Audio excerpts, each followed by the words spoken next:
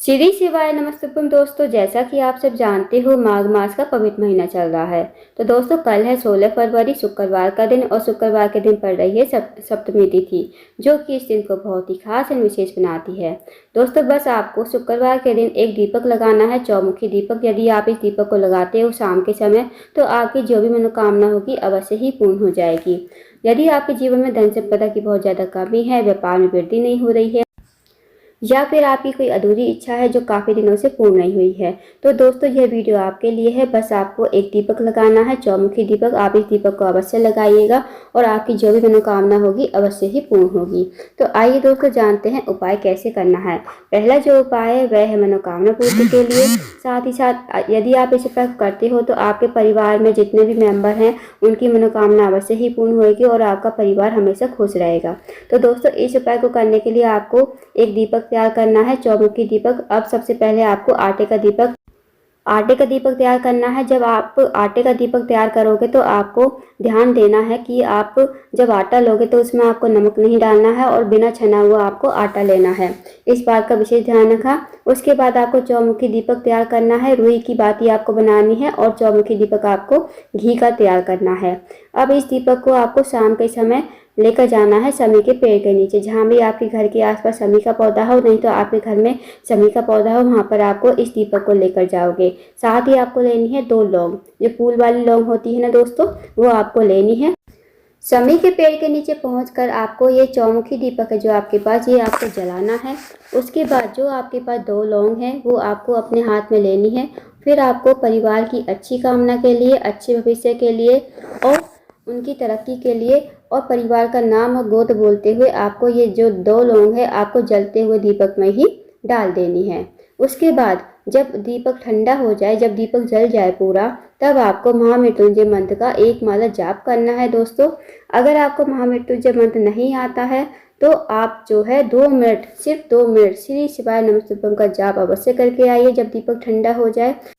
और दोस्तों अगर आपको महामृत्युंजय मंत्र अच्छी तरह से आता है, आप गलती नहीं करते हो महामृत्युंजय मंत्र में, तो आप जरूर 1 माला महामृत्युंजय मंत्र की अवश्य करिए। जब दीपक मतलब पूरी तरह ठंडा हो जाए तब आपको माला करनी है, इस बात का भी विशेष ध्यान रखें। अगर आपको महामृत्युंजय मंत्र नहीं आता है तो आप 2 मिनट, सिर्फ 2 मिनट श्री शिवाय नमस्तुभ्यम का जाप करोगे। उसके बाद इस उपाय को करके आपको अपने घर पर आ जाना है। दोस्तों इस उपाय को करने से आपका जो पूरा परिवार है हमेशा खुश रहेगा। तो दोस्तों इस विशेष उपाय को अवश्य कीजिएगा। बहुत ही अचूक विशेष उपाय है, शुक्रवार के दिन करने वाला। अब जानते हैं दोस्तों अगले उपाय के बारे में। दूसरा जो उपाय है दोस्तों, यदि आपके घर में कोई भी व्यक्ति बीमार रहता है या उसे बहुत ज़्यादा दर्द होता है, शरीर में कहीं पर भी दर्द होता है, या फिर आपके जीवन में जो है बहुत ज़्यादा दुख है, कष्ट, परेशानियों से आपका जीवन बहुत ज़्यादा घिरा हुआ है, तो इस विशेष उपाय को अवश्य कीजिए। इस उपाय को करने के लिए दोस्तों आपको लेना है या तो 7 लौंग ले लीजिए फूल वाली, या फिर आप ले लीजिए 7 जो गुड़ के टुकड़े आते हैं ना छोटे छोटे, वो आपको लेने हैं। या तो आप लौंग ले लीजिए या गुड़ के टुकड़े ले लीजिए। अब आपको इस उपाय को सुबह भी कर सकते हो या फिर शाम के समय भी इस उपाय को कर सकते हो। अब इन्हें लेकर चले जाइए आप शिव जी के मंदिर में। शिव जी के मंदिर में जाकर जो आपके पास 7 लौंग है या फिर आपने गुड़ के टुकड़े लिए हैं, जो भी आपने लिए है, वो आपको जलाधारी पर कहीं भी मतलब चढ़ा देने हैं। और आपको जब ये जलाधारी पर आप समर्पित करोगे ना, तो आपको धूमावती माता का नाम लेते हुए इन्हें समर्पित करना है। फिर आपको 2 मिनट बैठना है, श्री शिवाय नमस्तुभ्यम का जाप करना और महादेव और माता पार्वती से प्रार्थना करना, जो भी व्यक्ति आपके घर में बीमार है उसकी जो बीमारी है ठीक हो जाए, उसका नाम बोलना, गोत्र बोलना, और जो आपने 7 लौंग या गुड़ के टुकड़े चढ़ाए हैं वो आपको माता पार्वती और महादेव से प्रार्थना करके औषधि के रूप में अपने घर पर लेकर आने हैं। अपने घर पर लाकर अब ये उस रोगी व्यक्ति को खिलाना है जो भी व्यक्ति आपके घर में बीमार है। जब आप खिलाओगे तो आपको धूमावती माता का नाम लेते हुए इन्हें खिलाना है और ये आपको 7 दिन तक लगातार खिलाना है दोस्तों। यदि आप इस उपाय को करते हो तो आपके घर में जो भी व्यक्ति बीमार है उसकी जो बीमारी है धीरे धीरे ठीक होने लगेगी।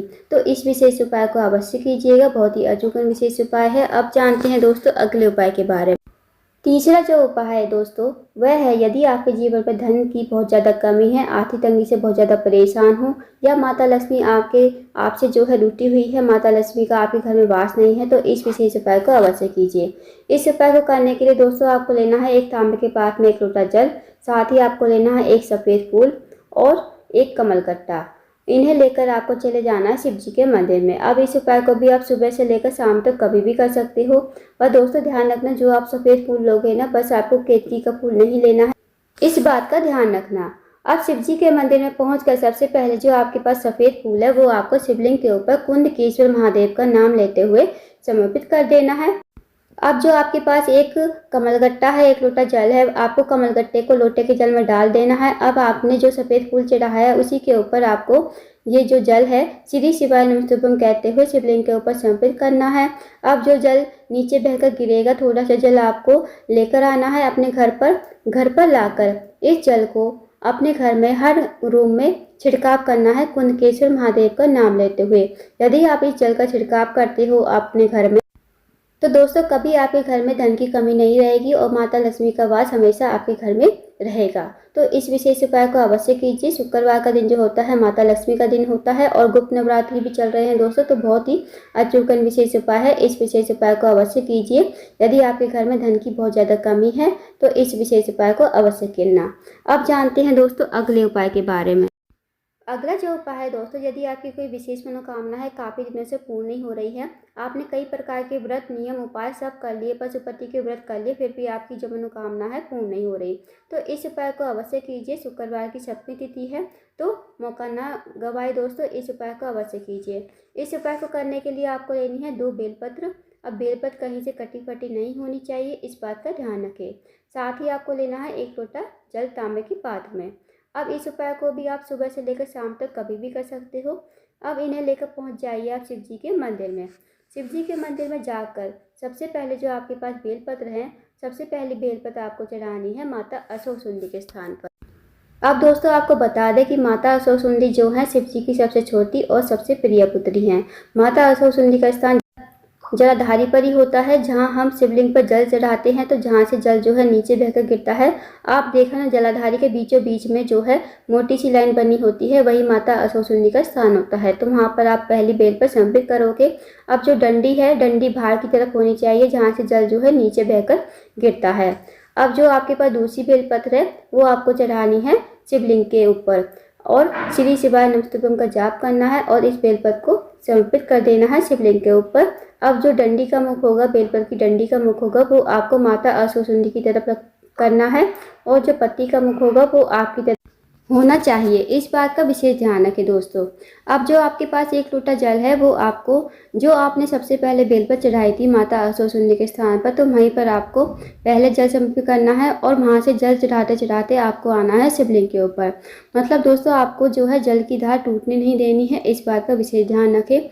उसके बाद आपको महादेव से प्रार्थना करनी है, विनती करनी है, जो भी आपके जीवन में समस्या चल रही है समस्या कहिए, जो भी आपकी मनोकामना है, इच्छा पूर्ति मनोकामना है, मनोकामना कहिए और इस उपाय को करके घर आइए। इस उपाय को अवश्य कीजिएगा दोस्तों, बहुत ही अचूक विशेष उपाय है। इस उपाय को करने से आपकी मनोकामना अवश्य ही पूर्ण हो जाएगी। तो दोस्तों ये थे कुछ विशेष उपाय जो आपको शुक्रवार के दिन अवश्य ही करने हैं। इन उपाय को अवश्य कीजिए। अगर आपको जानकारी पसंद आई हो, वीडियो को लाइक करना, शेयर करना, चैनल को जरूर सब्सक्राइब करना, कमेंट श्री शिवाय नमस्तुभ्यम जरूर लिखना।